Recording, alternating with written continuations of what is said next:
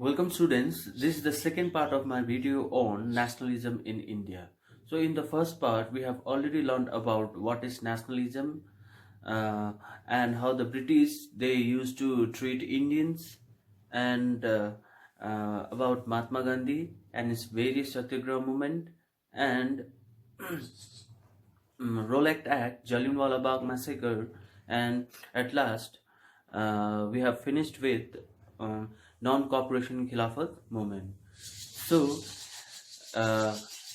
students, if you have any doubt regarding any of the topic but that we have done previously in the first part of this video, then you can send your queries in the group. I will clear all your doubts out there. Okay.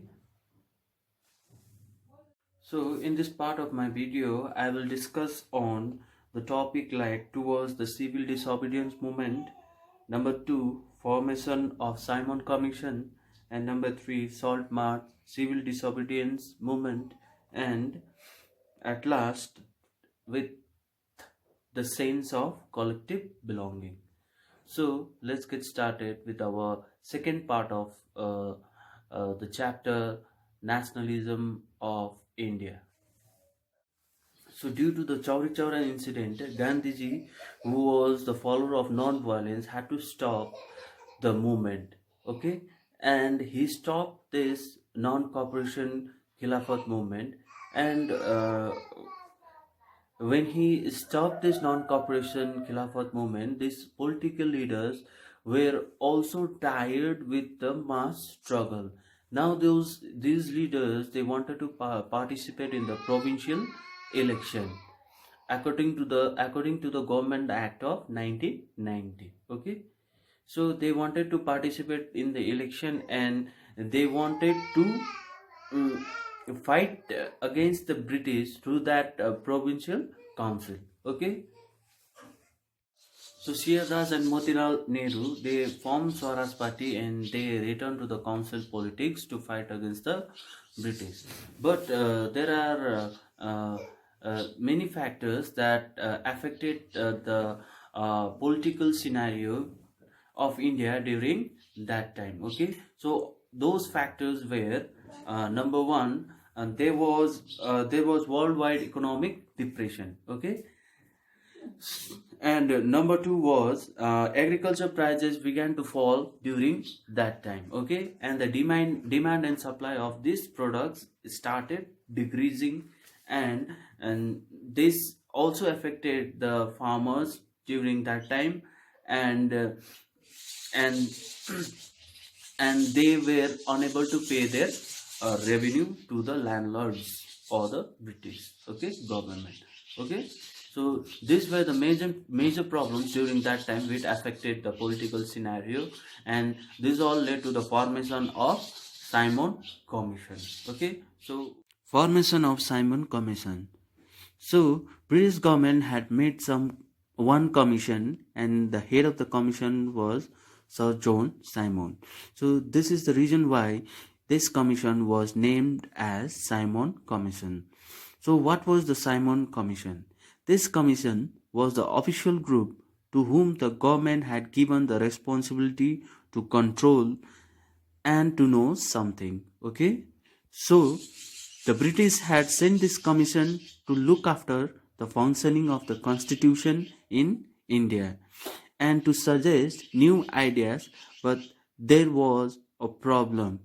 Okay, so when this Simon Commission came to India, there was a problem. So what was the problem? Let's discuss about that. So problem was, number one, commission had no Indian members. So this commission had no Indian members. Okay, so it had only the British member. So when the commission arrived in India in 1928, it was greeted with the slogan Simon Go Back. So this commission had no any Indian members. That is the reason why it was not liked by the Indian people. So when this commission arrived in India, it was greeted by saying the slogan Simon Go Back by the Indian people. So this commission completely failed, and then after that, Viceroy Lord Irwin in October 1929 announced an uncertain offer of dominant status for the Indian, but the Indians were not happy with it and they demanded the Purna Swaraj.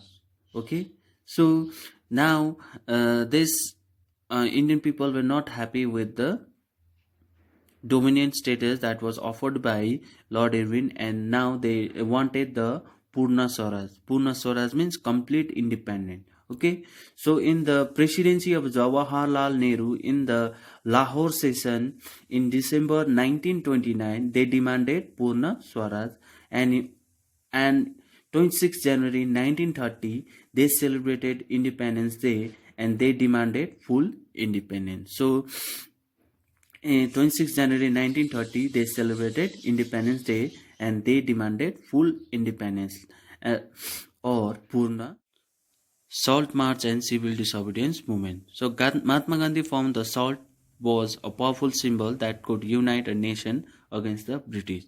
So he wrote a letter to Viceroy Irwin urging the 11 demands, in which there was a demand to abolish the salt tax also.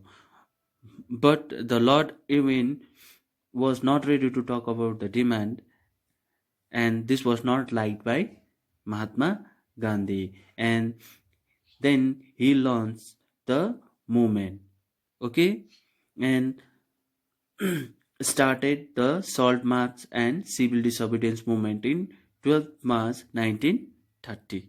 So Mahatma Gandhi started civil disobedience movement against the salt tax. Okay, so when he started a civil disobedience movement, there was 78 followers, trusted followers of Mahatma Gandhi with him. Okay, and number two was this march was 240 miles that started from Sabarmati Ashram and ended in Dandi. Okay, and it lasted for 24 days, and thousands of people came to hear Gandhiji when he was traveling from Sabarmati Ashram to Dandi. Okay, so this is how he started the civil disobedience movement, and this is how he started the Salt March, Dandi, and it is also known as Dandi March. Okay, on 6th April 1930, he reached Dandi and violated the law by manufacturing salt and started civil disobedience movement. Okay, as this movement started, this movement spreaded all over India, and all the communities of people supported this movement to fight against the British. Okay, in this movement, foreign clothes were boycotted, liquor shops were picketed, peasants refused to pay revenue and chowkidari taxes. Okay, village official resigns. In many places, forest people violated forest laws. Okay, and along with it there was demonstration and agitation all over the country against the British. Okay, so worried about the ongoing movement, the colonial government, that is the British government, began arresting the Congress leader one by one. Okay, so the British government were so worried about this movement because it had spread all over India, and they started arresting the Congress leader one by one. Okay, calling of the civil disobedience movement. So this movement had spread all over India, so the British government were so worried that they started arresting Congress leaders like Mahatma Gandhi, Abdul Jafar Khan. With these people, with this arrest of this Mahatma Gandhi and Abdul Jafar Khan, the people became more violent and the people started attacking municipal buildings, law courts, railways, and many violent incidents were reported during that time. So, in such a situation, as Mahatma Gandhi, I have already told, he was the follower of non-violence. So, he once again called off the movement and entered into the peace uh, pact with Viceroy Irving on 5th March 1931. Okay. So once again, this movement was called off by the Mahatma Gandhi, as he was the follower of non-violence. Okay, and he entered into the peace pact with Irving on 5th March 1931. So after calling off this movement, he went to London for the round table conference with the British.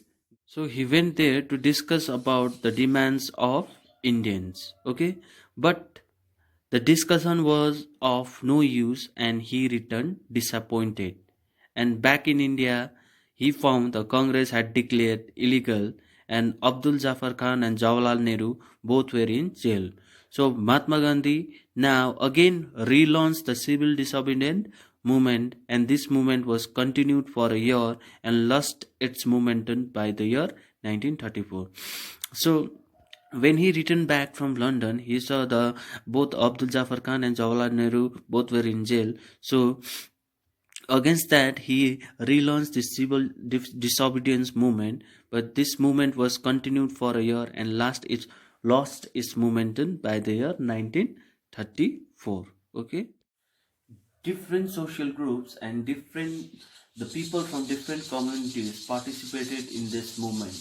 It had almost shaken the British Empire, but also it at last failed. So, what was the reason behind the failure of the civil disobedient movement? We'll study in the limitation of civil disobedience.